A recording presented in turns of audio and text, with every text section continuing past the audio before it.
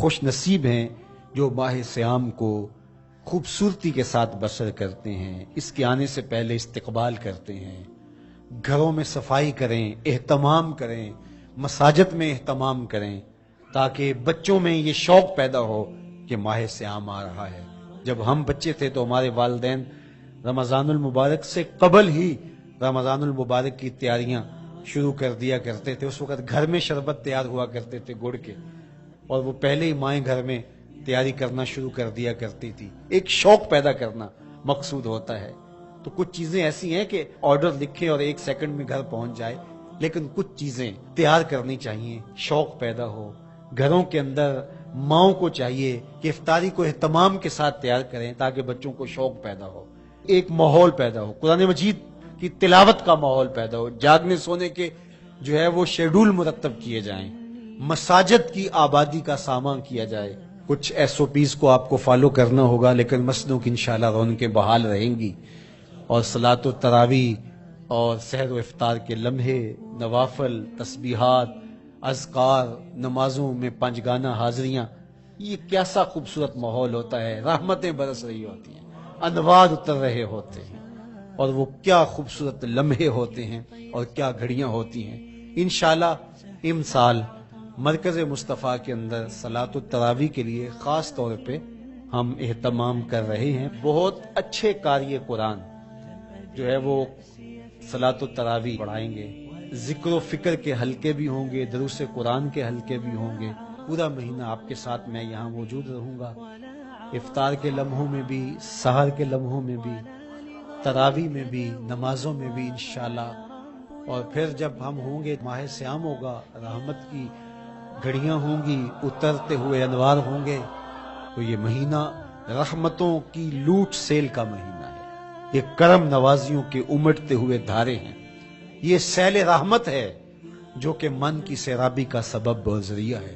انشاءاللہ محبتوں کا ہجوم ہوگا، افطار کے میلے ہوں گے، سحری کے خوشگوار لمحے ہوں گے، قرآن کی دل نواز صدائیں ہوں گی، اور مرکز مصطفیٰ کا نورانی پرکیف سرمدی ماحول ہوگا، اور ہم اپنے رب سے اس کی رحمتیں طلب کریں گے۔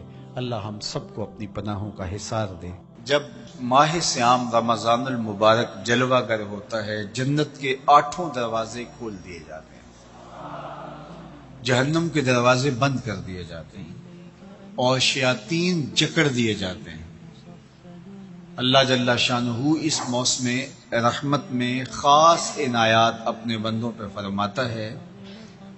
ایک نفل ادا کرنے سے فرض ادا کرنے کا ثواب ملتا ہے، اور ایک فرض ادا کرنے سے 70 فرائض ادا کرنے کا ثواب ملتا ہے۔ اسی طرح راہ خدا میں 1 روپیہ دو گے تو 70 روپے خرچ کرنے کا ثواب ملے گا۔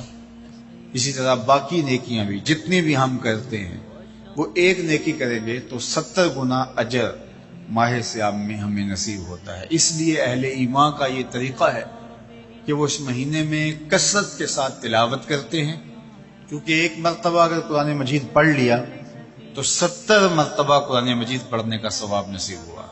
ماہ سیام میں چونکہ شیطان بندھا ہوا ہوتا ہے، تو ہم اپنے آپ کو نیکی کی طرف اگر لانا چاہیں تو اتنی رکاوٹیں نہیں ہوتی جتنی عام دنوں میں ہوتی ہیں، لیکن اس کے باوجود بہت سارے لوگ ہیں جو رات کو بڑا پکا ارادہ کر کے سوتے ہیں کہ میں صبح وقت پہ اٹھوں گا اور نوافل بھی پڑھوں گا اور نماز بھی ادا کروں گا، لیکن جب صبح ہوتی ہے تو انہیں یا تو جاگ نہیں آتی، یا نیند سے بیدار ہو جاتے ہیں، بستر سے اٹھا نہیں جاتا۔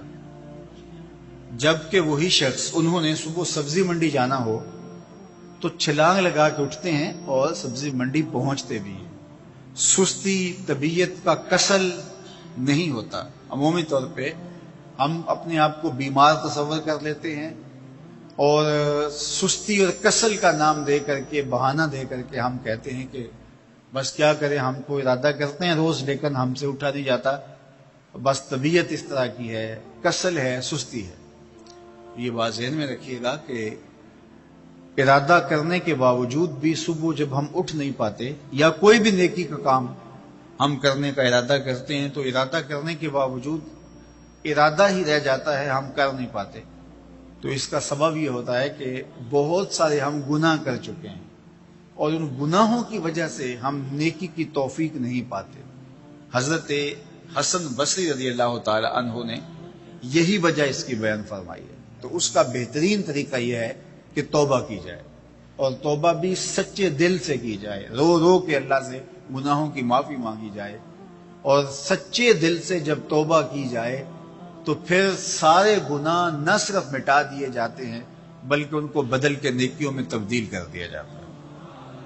تو ماہ صیام کے اندر پختہ عزم کریں اور اس عزم کو عمل کی شکل دینے کے لیے سچی توبہ کریں کہ ہمارا یہ رمضان اس طرح سے گزرے، یہ مہینہ اس طرح سے بسر ہو کہ ہم اس مہینے میں اللہ تعالیٰ کی قربت حاصل کر لیں، ہم گناہوں سے پاک ہو جائیں اور ہم جو ثمرات ہیں، جو فوائد ہیں اس مہینے کے، وہ ہم سمیٹ سکیں. تو یہ وہ مہینہ ہے جس کے انتظار میں میرے اور آپ کے آقا و مولا اپنی آنکھیں لگائے ہوتے تھے اور دن گن گن کے وقت گزارتے تھے کہ ماہ صیام آ رہا ہے. تو اس مہینے کا عزت کے ساتھ، تکریم کے ساتھ، اعزاز کے ساتھ استقبال کرو اور اس کو پلکوں پہ بٹھاؤ، اس کو دل پہ بٹھاؤ. اس مہینے کی تکریم یہ ہے کہ اس میں ہر برا کام چھوڑ دیا جائے. اگر کوئی شخص برا کام نہیں چھوڑتا اور روزے رکھتا ہے تو میرے اور آپ کے آقا و مولا کا ایک فرمان سن لیجئے: من لم یدع قول الزور والعمل به فلیس للہ حاجۃ فی ان یدع طعامہ وشرابہ. فرمایا کہ جو جھوٹ اور برے کام نہیں چھوڑتا اس کے بھوکا اور پیاسا رہنے کی اللہ کو کوئی ضرورت نہیں ہے. تو روزہ خوراک بچاؤ مہم نہیں ہے جو چلائی جاتی ہے، بلکہ یہ تزکیہ نفس کا موسم ہے، باطن کی صفائی کا موسم ہے. اور باطن کی صفائی نہیں ہوتی جب تک ہم کوشش کریں. آپ کے بدن پہ بہت ساری میل چڑھی ہوئی ہے اور جمی ہوئی ہے بدن کے ایک ایک عضو پہ میل. تو آپ پانی میں چھلانگ لگا کے باہر بھی آ جاتے ہیں تو میل نہیں اترتی. چلو کچھ نہ کچھ فرق تو ضرور پڑ جاتا ہے لیکن میل نہیں اترے گی. میل کب اترے گی؟ جب آپ اپنے بدن کو مل مل کے اس کے اوپر صابون لگا کر کے اچھی طرح سے اس کو جب اتاریں گے محنت کوشش سے تو پھر آپ کا بدن مہک جائے گا، ہلکا پھلکا ہو جائے گا، میل اتر جائے گی. یہ موسم رحمت ہے، اللہ کی رحمتوں کا می برسے گا. اس سے کچھ نہ کچھ فائدہ تو ہوگا ہی، لیکن حقیقی فائدہ وہی حاصل کرے گا جو اپنے گناہوں کو مل مل کے دھوئے گا اور اپنے آپ کو صاف کرنے کی کوشش کرے گا. تو اپنے من کے میل اتارنے ہیں، اپنے باطن کے میل اتارنے ہیں، اپنے اعمال کی درستگی کی کوشش کرنی ہے. صلاۃ التراویح مسجد میں نہیں آ سکتے تو گھروں میں پڑھ لیجئے. جس طرح بڑی عمر والے لوگوں کو، بیمار لوگوں کو کہا گیا کہ آپ گھروں میں پڑھ لیں، بچوں کو کہا گیا. لیکن چھوڑیے گا نا، یہ رمضان المبارک کا خاص عمل ہے. آج کل دین بیزار طبقہ مختلف جگہوں پہ بیٹھ کے مسجد پر، مدرسے پر، تراویح پر، ان چیزوں پر تبصرہ کر رہا ہے اور اتنا ہلکا ثابت کرنا چاہ رہا ہے ان امور کو جس طرح یہ چیزیں ہوتی کچھ نہیں ہیں. جبکہ ماہ صیام کے قیام پر میرے اور آپ کے آقا مولا نے بشارت دیتے ہوئے فرمایا: من قام رمضان ایمانا و احتسابا غفر له ما تقدم من ذنبہ. جس نے رمضان المبارک کی راتوں میں قیام کیا ایمان اور محاسبہ نفس کے ساتھ، اللہ اس کے پچھلے سارے گناہ معاف فرما دیتا. یہ بہت بڑی دولت ہے.